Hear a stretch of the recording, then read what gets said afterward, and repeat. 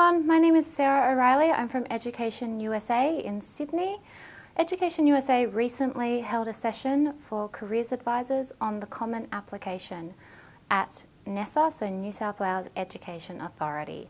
For those of you who weren't able to attend, we have this recording of Elizabeth O'Connell, Associate Dean of Admissions at University of Pennsylvania, and Simone Salier from Redlands School to give you their perspectives on the application process.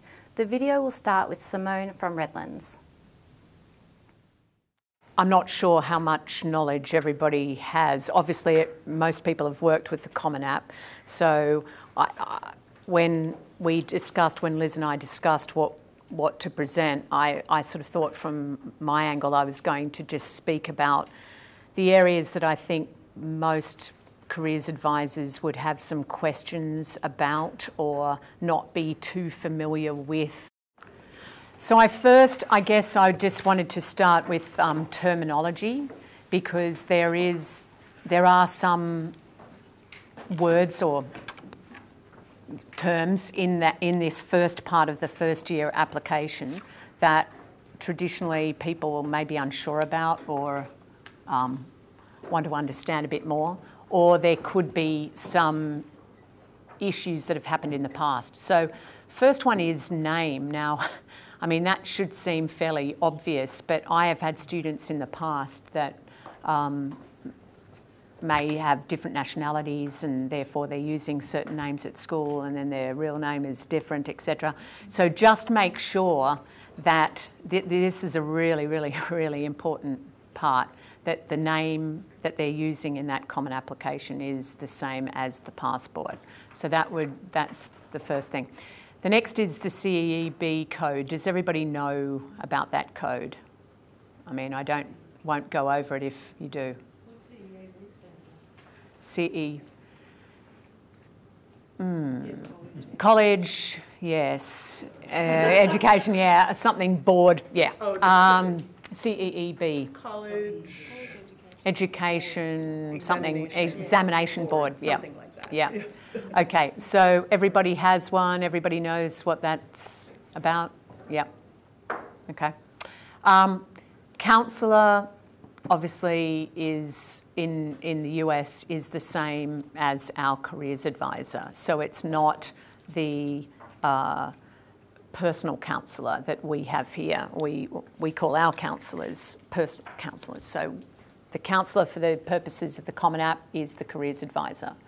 The GPA, that's always something that most schools or most students sort of get worried about. Look, we don't have a GPA. That does not matter. You leave that blank.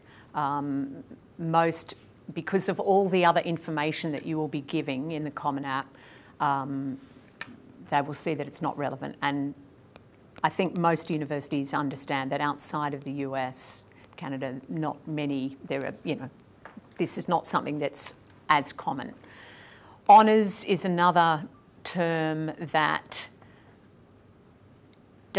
is sort of tricky. What should we put under that sort of heading? Now, there is no right and wrong with these sort of things, but under that heading put if the student is doing HSC Extension 1 or 2 courses, I would put those subjects under that. Olympiads that student has been in, math, science, all of the competitions, the New South Wales, the Australian competitions that students participate in, any prizes from schools that they're awarded. Those are the things that I put under honours. Okay, then there's the extracurricular. There's the list of 10 extracurricular activities. Now, do you have to fill in all 10? No. Students frequently really worry about this area in terms of the importance of it. Obviously, every part is important, and I'm sure Liz will talk more about this, but I think it's generally what the university is wanting to see is what the students spent a lot of time doing. So you really, and the key thing there is, you know, the student has to say how many hours a week and how long they've been participating in that activity. But something like a cultural trip, which most of our schools now do these cultural trips or academic trips, even though they're only once a year or for a certain period, I think they are still definitely relevant to put in this extracurricular. You can. Because it shows the breadth of what that student has been involved in. Duke of Edinburgh is another key one here, casual jobs that the student has had. I mean, obviously all the sport, the music, everything that they're involved in schools, but oftentimes I know from my students that they don't think about the ones that I've mentioned as being relevant in this area. There is another little box called additional information, and most students sort of say, well, what should I put, or should I put anything here? I wouldn't just fill it for the sake of filling it, but I've put here particularly for our students or your students that may be applying to the Educational Access Scheme, so they've suffered some sort of disadvantage. I think this is, if they're applying for that, then definitely this is an area where we can mention this, or if they're an elite performer, they've missed a lot of school for some reason, you know. If they've completed, as a number of students do at some of your school, maths before, or I think maths is the only one, maybe there's other subjects that students can complete before year 12. I think that's worth mentioning, because that is not usual, that is more unusual. And also there are universities now, as we know, that are offering HSC courses that you can do in year 11 and 12, these philosophy, the US Study Centre, any of these sort of things. I think that this could be additional information that you could talk about in this particular space. So these were the key, I don't know, is this helpful so far? These were the key parts that I felt were, yeah, you could, just needed a bit more clarification. So that was on the terminology. The next was reports. So these, I know, there can be some confusion about it, because firstly there is the school report, and that is about, basically, if you look on your, it's after the first part of the first year application on the handout, and it's asking the counsellor, as in the careers advisor, to rank the student, or not rank, rate the student in terms of academic achievement and accomplishments and these sort of things. So oftentimes with us, I mean, look, it's different at different schools, but I know at my school, I certainly don't know everybody at the same level. So I may know some students really, really well, and I may know others very, you know, just on a very superficial level. So I always complete that section with the Dean of Studies and the Year Advisor, because I think that they're the best people. They've got the best overview of the student in the context of the year group, from an academic and from a pastoral perspective. So I just don't, you know, I'll give it a go, and, you know, I think they're really great. So I do get their input there. The next is the transcript, and this is not the school report. So this is what I think there's the most confusion about, is that most, or a lot of schools, just upload their latest school report, which is about 20 pages long, because it has all the comments, it has the effort gradings, it has, you know, every comment about their pastoral involvement, and basically this is supposed to be a very quick snapshot of the 4 years of high school, namely year 9 to 12. So I actually didn't put up my transcript, but I do have it on my computer if anybody wanted to see it. But it's, I mean, and there is a template. The USB pen, if anyone didn't get one, to Yep. do the transcript. So there is a template available there. But essentially, I mean, it really only requires the information. Some schools I've looked at lots of profiles, and some schools put SAT scores on there and other sort of information, but for me, and again, Liz, your comments here are pretty important, obviously, but just to get that snapshot of year 9 to 12 and to see on the one page how that student has progressed. Have they gone up and down? Are they continuing there at a solid level? What's happening? And you can, if you have that on one page, it's very, very easy to see. Yeah, I always give the transcript to students, like I'm getting transcripts ready now, and I'm giving it to every student that is applying with weeks in advance to check, because I don't rely totally on the school system. I want to make sure that they agree, and obviously, yes, I've got their buy-in. That's right. So I get them to do the sign-off. I get their actual email saying this is correct before I then get the transcript stamped and signed and then uploaded onto the Common App. So that is always a really critical part for me, to get the students' approval of all of that.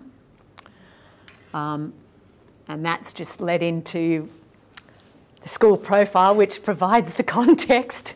The school profile, I think, yeah, is probably, you know, it's one of the most critical pieces of information. Again, I've looked at so many school profiles, but from what I gather, these are the critical bits that you really have to put in, which is a background to the school, the teachers that are there, where they come from, their levels, qualification levels, the students, where they come from, etc.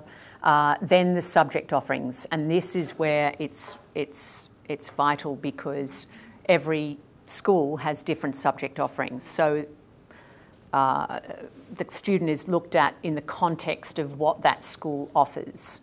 Obviously, latest results, you know, and showing how the school has done versus the state or the world in the case of the IB.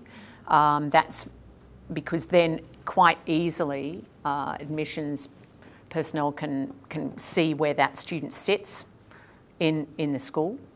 And an explanation of the grades. I'm always explaining the ATAR and what that means, because you know, there are varying degrees of understanding of the ATAR. Obviously, you know, yeah. So it's important to do that. I mentioned extra special offerings at our school, some things that we do that I think are a bit more unique, or, you know, that are a signature of the school. I don't, and also this does provide more of the context of, well, what has the student taken up? They had all of these offerings, what have they actually done? So that's also very important. University acceptances. Now, I've seen different things here, but as a rule, it is useful to put where your students have been accepted in the past 2-3 years. Some people put how many students were accepted into each of those universities, and you can do it by country. Yeah, so that's also useful. Contact names. And then your CEEB number should be on there. If you're an IBO school, should be on there. If you're a CIS school, or whatever sort of organisation that your school belongs to is also useful to have on that document. But that's a really, really important, and I think really the school itself should, you know, it's a perfect summary of each of our schools. You know, it should be in the front foyer, as you know, because it really does encapsulate everything in a concise way. And this is another really confusing area, all of the different reports. So there's the school report, then there's the mid-year report that you see here, and then there's the optional report, and then the final report. Now, I've sort of had a lot of conversations about all of this, but the mid-year, we have to, when you're looking at the Common App, you're thinking of it in terms of Northern Hemisphere times. And mid-year for the Northern Hemisphere is January, and that's when reports are being issued by American schools. But for Australian schools, we have finished and they have got their HSC. So the mid-year report is not required. Now, I know because I've had some American universities say, we want the mid-year report, and I've had to say, we are in the Southern Hemisphere, and so they do sort of, once you've said that, okay, they're okay about it, but just know that it isn't required. It's not something that you have to submit, nor is the option. I've never used the optional report. I can't think, I'm not sure, maybe if somebody else has, but I can't think of a reason why you would, because essentially when the Common App closes, the HSC results have been released. IB hasn't, but it's only a couple of days after that. I think the confusion, a lot of confusion too, is around the final report. So the final report only goes to the one university that the student has been made the offer to and is accepting. So I think that can have, some people think that they have to send that report to every university that the student has applied to, but it's not. Only that student, the one that the student wants to go to, needs to see that final report. And they also, too, I've nearly had a student that was reneged an offer because they did not receive the paper, the hard copy from our school. So always, always send a hard copy, and I get the students to do that. I don't take any responsibility for that. I get the transcript, I've got it stamped, signed in the school envelope, addressed, everything, and then I hand it to the student, because I don't want them saying it didn't get there, you know, the post, the this, the that, whatever.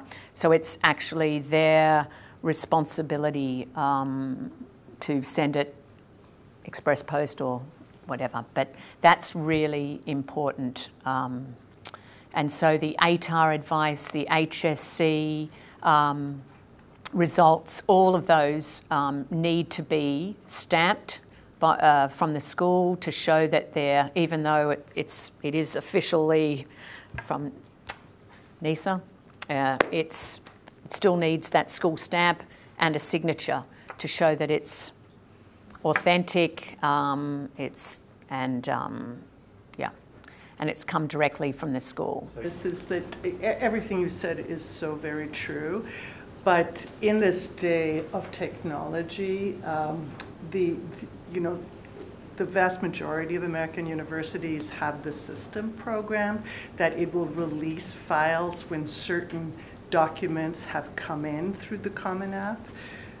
So, for example, you know, there might be a follow-up generated automatically, or there might take a while for someone to get to look at those that didn't submit the mid-year report to say, oh, of course it's someone from Australia, right? So just a thought, and I know it doesn't make a lot of sense on the surface, but just because these things are pre-programmed before humans even take a look at it, is if you just return the report and said, you know, school year concluded in December, no new information. In other words, we have everything, right? then it registers as having gone through, and then it gets pushed, you know, for the committee to take another look. So that's sort of one thought, and with final report, I mean, it's the actual report has to register as having been received, and then the rest of it will be self-explanatory. So just something to keep in mind. Okay, and then I think, yeah, just two more, the recommendations, which are the biggest sort of part of the, well, the most time-consuming anyway. So every school will do this differently, but I think you really need a policy at your school, and you need to have that quite clear that everybody understands what that policy is. So at Redlands, I don't require every student to use me as the counsellor. And the reason why is because I want to know that student very, very well to be able to write the best possible recommendation for them. So I give the student that choice. But it's obviously every school has their own policy there. However, even though if the student does not choose me, I still remain the counsellor for the purposes of the Common App. So the reason why I do that, obviously, is to make sure that all of the documents, such as the transcript, the school profile, are uploaded there, the correct versions there, they've been checked, they've been all of that sort of thing. As well as I can see as the counsellor whether the teachers have submitted their recommendations. And that's really important as well, because I'm following them up and making sure that they're doing what they need to do.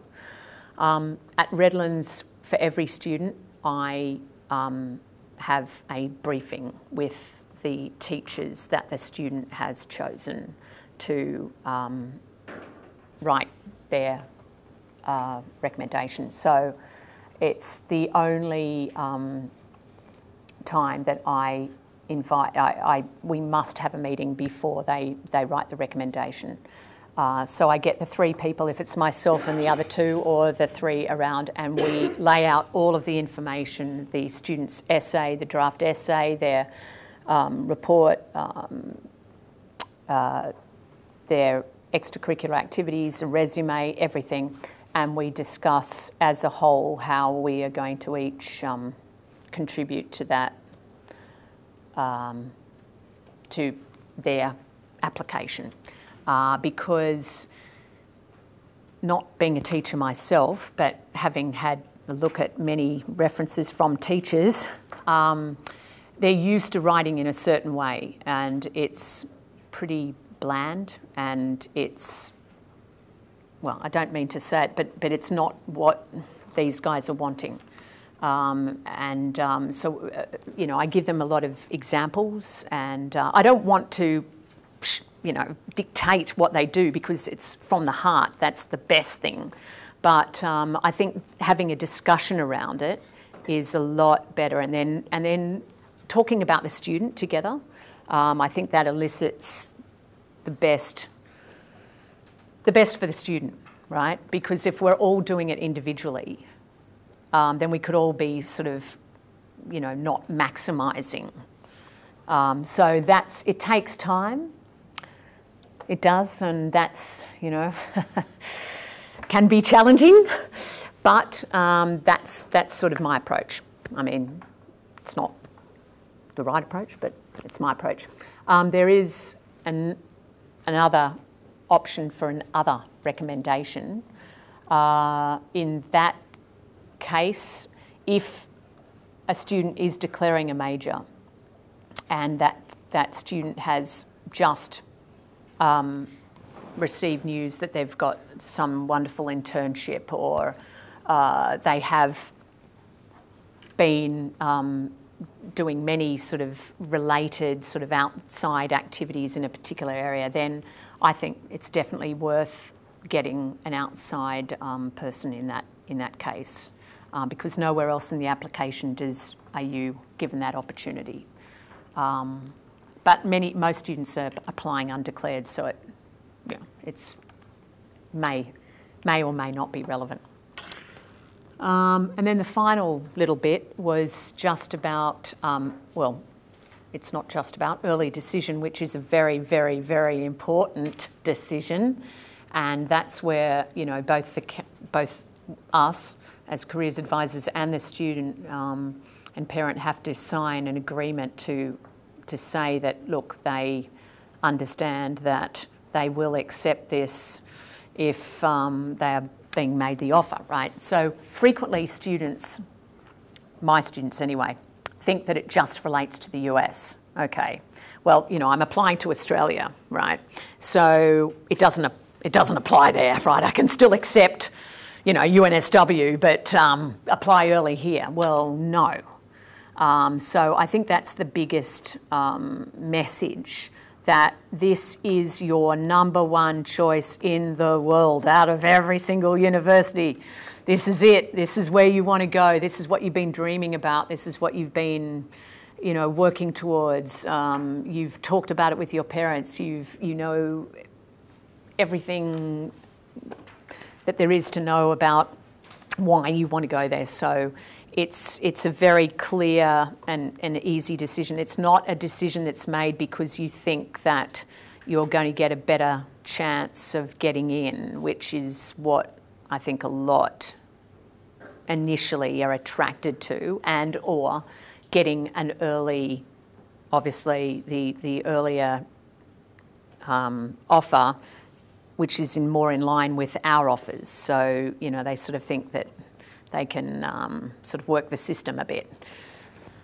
Fee waivers are generally for financially disadvantaged students. So, there may be students that can take advantage of that, but it's not applicable to most of our applicants. And the international supplement I haven't used, because if you look at what the information is in that supplement, it's basically we provide that information in other areas of the Common App. So I've never seen reason to use it.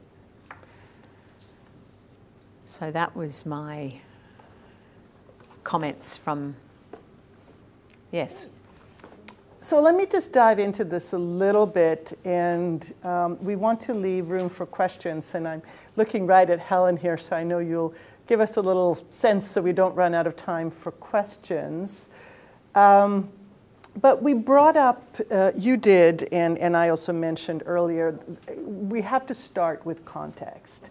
And that's where the school profile comes in, and that is where, having the privilege of coming here, working with the schools directly, working with EdUSA, and being able to really look holistically at where the student is coming from, and even within a country, there's so many variations, and schools change as well, So I think if you keep that in the back of your mind, how can I get a message across to the university or universities that the student is applying to, what this context is of our school.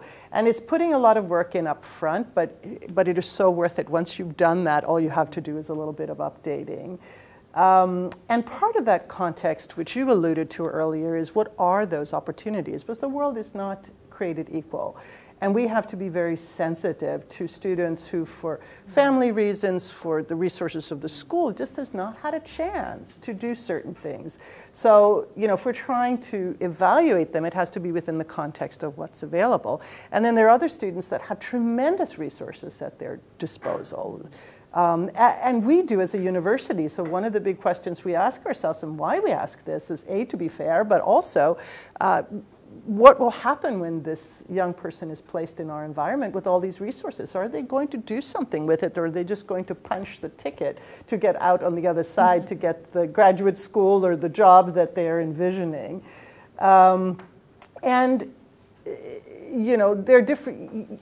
It's a very heterogeneous system of higher education in the US. You have everything from open admission that is accessible to all to some of the most selective universities, in the world. And when we talk about a very extensive application, typically the common application, asking for references and so on and so forth, We're dealing with the more selective universities that do look at all of those pieces, you know, where there is not a formula, where the common denominator is an applicant being academically qualified. That tends to be what you expect, right? So it's not so much proving to the university, generally speaking, that the student can do the work. You know, that is just the beginning of the conversation. Is this student going to be academically successful? Have they, you know, the background and so on and so forth? So I just think that when working with families, it's really important to understand that context, you know, when you start. And that's when, you know, sometimes we talk about what else is the student going to bring to the campus, right?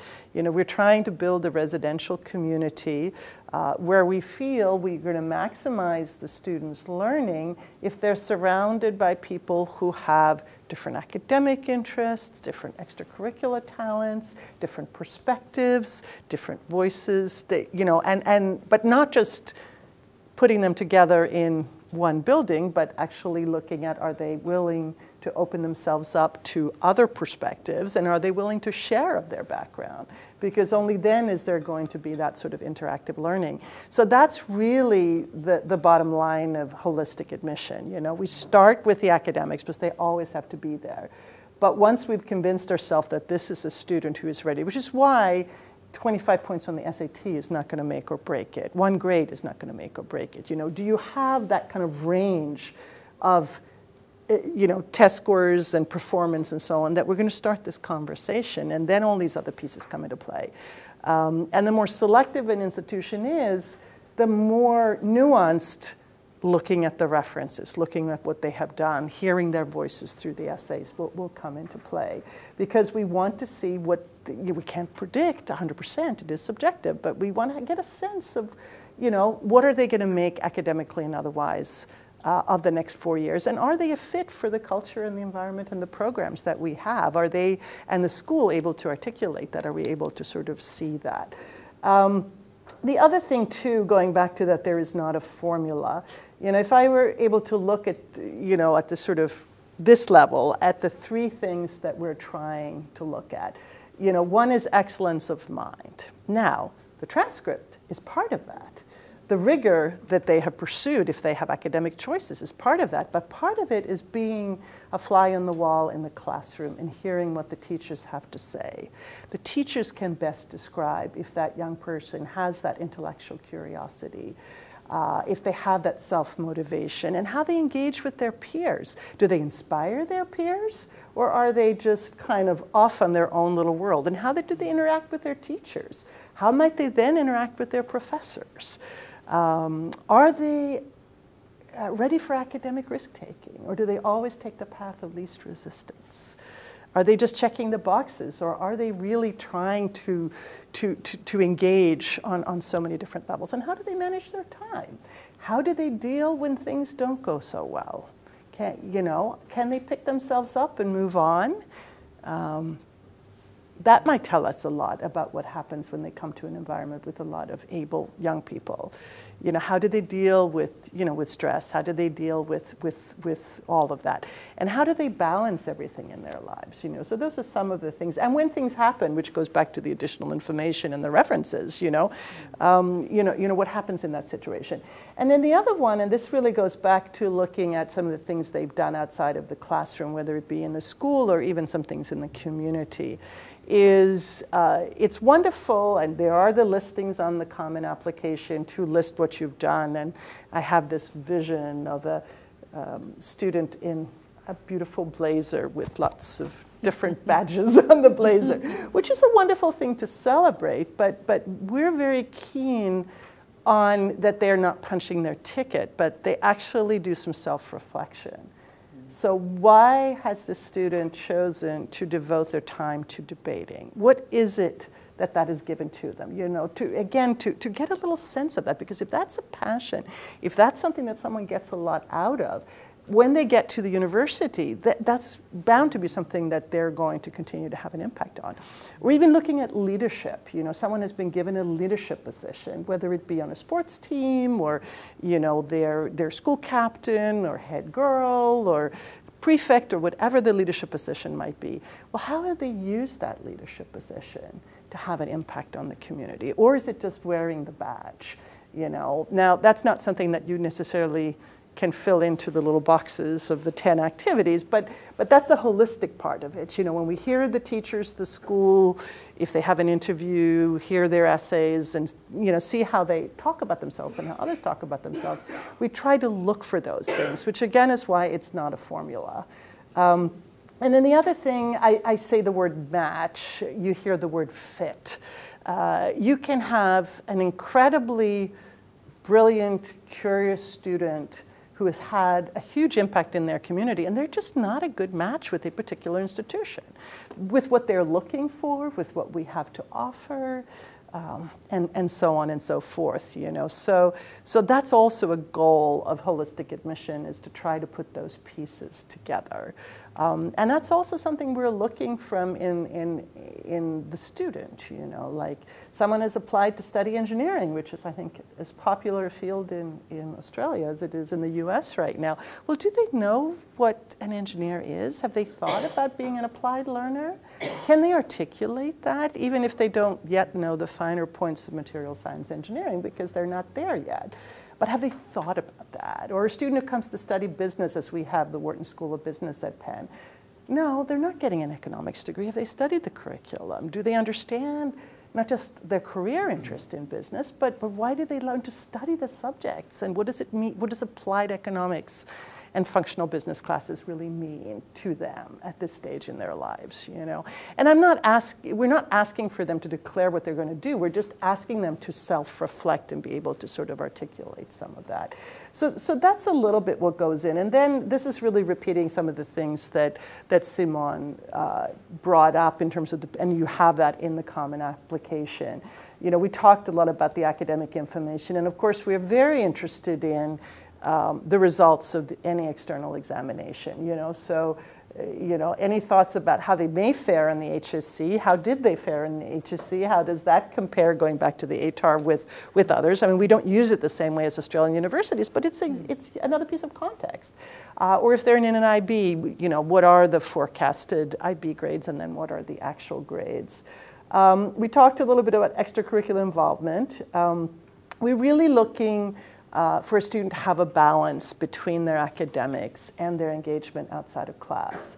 And at this stage, you know, students tend to have developed their interest a little further, you know, so a sense of continuity and commitment and engagement, and being able to talk a little bit about why relative to the resources they have.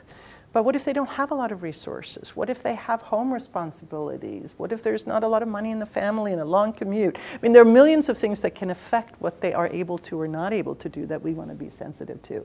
But relative to what's on offer, relative to their circumstances, what have they made out of their opportunities in and out of class? But that's why the job piece is important. What if they had to work, then they didn't, and they had a commute, you know? So this is what you can help to put that puzzle. Anything that doesn't sort of fit in, you know, that you want to bring to our attention is really important to bring up.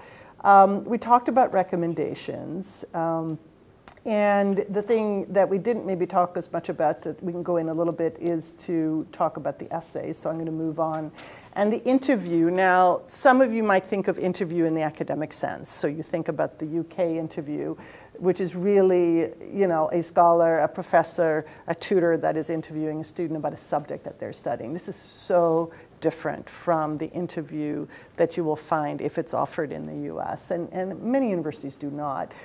We have our alumni conduct interviews either in person or through Skype, depending on, you know, the geography and who's available. And that's very much a conversation. And it's really a chance for the student to speak verbally about their interests and what they're looking for, and a chance to ask some questions. It's really a two-way conversation, and that's very, very different from maybe their perceptions of an interview. And these alumni are not going to have their academic record, because that's not what it's all about. They're not going to have their test scores. They might know that they've applied for material science engineering and that they're coming from, you know, Sydney Grammar School or something like that, but that's about the extent of what they will know, and the rest will come out in the conversation. But let's talk a little bit about the different pieces. So we talked really about the extracurriculars already. And we talked a little bit about that. We're really looking for balanced students. Now, of course, some students will have several things they're involved with, and other students, but sometimes there's this myth that the students need to have touched everything, a little bit of music, a little bit of service, a little bit of this or that. We're really looking for what they have done to balance their academics and why and what they have pursued. So it's really that depth that we're looking and that desire to be engaged. And I'm sure, there's been a lot of conversations about the essays. You probably looked at the Common App essay topics. And the only thing I wanted to emphasize here is that's an area with a tremendous amount of myth and also a cottage industry. And neither of them are good.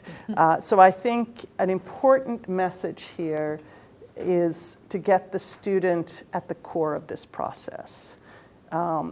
So much interference about the essay, the perfect essay topic, over-editing, and so on is very dangerous, because what ends up happening is you get this perfectly well-written essay that tells us nothing about the student, and then you've totally missed the point to start with. Or someone in the community, often a family member, having undue influence on that perfect essay topic, and it's not something the student really has much to say about. So they really struggle with writing.